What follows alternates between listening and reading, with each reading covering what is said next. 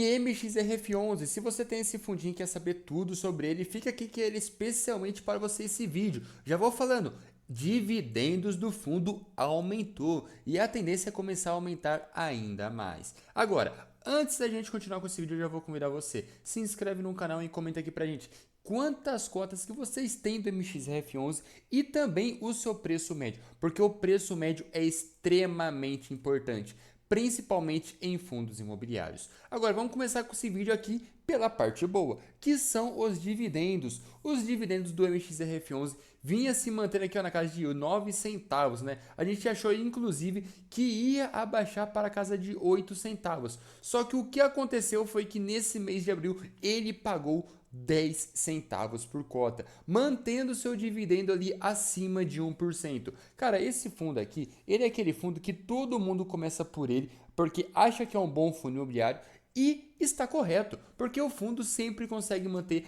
acima dos seus 1% todos os meses. Aqui não está mostrando os dividendos deles antes de 2020, mas ele também mantinha altíssimos dividendos. Então você vê aqui no histórico dele, ó, que ele sempre paga mais de 1%. Ó. 1% vai ficar aqui, ó, tem pouquíssimos meses que ele pagou 1%. Geralmente é até mais, chegando a 1,1%, 1,2% de dividendo yield. E no caso dele, a situação está começando a melhorar, tá melhor ainda, porque ele já consegue manter um dividendo bom, só que os fundos imobiliários estão começando a reagir. Tá meio tímido ali, esperando a Selic realmente, de fato, começar a cair, só que aos pouquinhos o fundo estão começando a subir. Tanto que quando a gente vê aqui no preço do MXRF11, que é uma coisa bem bacana, a gente vai ver o quê? Que hoje ele está custando cerca de 9,38 por cota. No última semaninha ele subiu ali, no último mês ele está subindo. Então do último mês para agora ele já começou a subir. Ele não vai daquela alta lá que ele já vai parar em 10, 11 reais por cota, tá? Porém já é uma leve alta, principalmente considerando do preço que ele estava sendo negociado, que era abaixo dos seus 9 reais. Então quem comprou, comprou. Quem não comprou, abaixo de 9 reais, dificilmente vai conseguir comprar. E lembrando, quanto mais barato você comprar o fundo imobiliário, é melhor, porque com isso você consegue ganhar uma margem de segurança maior. E quando você faz o seu preço em relação ao dividendo, o seu dividendo yield fica maior. Agora, qual que é o grande ponto do MXRF11? Cara, a parte mais importante de um fundo imobiliário é a gente saber o quê? Da onde que vem a bufunfa, da onde que vem o dividendo que o fundo está pagando para a gente. Por quê? Se a gente sabe da onde que está vindo o dividendo do fundo, a gente sabe quando que vai aumentar os seus dividendos e quando vai piorar a situação. E se vai piorar a situação ou não. A gente sabe no que está colocando o nosso dinheiro. E no caso do MXF11 é uma coisa extremamente importante, porque isso daqui é a parte mais importante. Porque você vai ver aqui que ele tem cerca de 80% investido em CRIs, então a maior parte do seu resultado vai vir de dívida do setor imobiliário. Tem um pouquinho fundo imobiliário, um pouquinho permutas financeiras e um pouquinho caixa. Mas a maior parte é em relação a CRIs.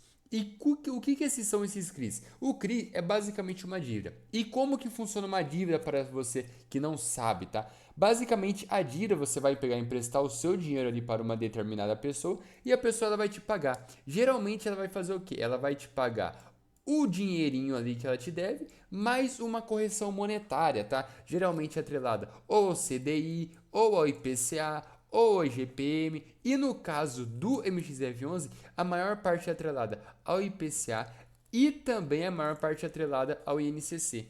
Sendo que nos últimos meses o IPCA começou a dar sinal de queda. E isso é uma coisa muito interessante no MXF11, porque ele tem uma estratégia que ele investe em IPCA. Só que quando o IPCA ele começa a cair, uma coisa boa ali é do que a economia teoricamente está começando a melhorar, a inflação está diminuindo porque o IPCA é a inflação. Só que com o IPCA caindo, ele vai ganhar menos dinheiro. Você sabia disso? Então, por exemplo, o IPCA cai para casa de 2% ao ano. Significa que o IPCA aqui do MXF11 vai estar ganhando mais dinheiro, menos dinheiro. Significa que 76% do seu book vai estar ganhando menos dinheiro. Porém, uma coisa muito interessante que quando o IPCA começa a cair, a parte aqui dos fundos imobiliários no geral, logo em seguida começa a cair. Então, o IPCA nesses meses começaram a dar sinal de queda, significa que ele vai ganhar menos dinheiro com isso nesse primeiro momento.